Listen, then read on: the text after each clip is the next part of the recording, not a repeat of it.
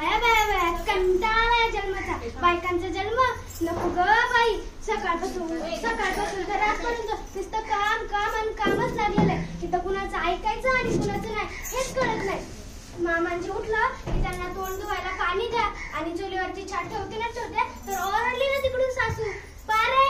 अगं पारे इथं अंगणाची झाड लटकाय तुझा बा करणार होय आता ग बाया तर माझा बा कशाला आला आणखी तरी बाई मी गप बसले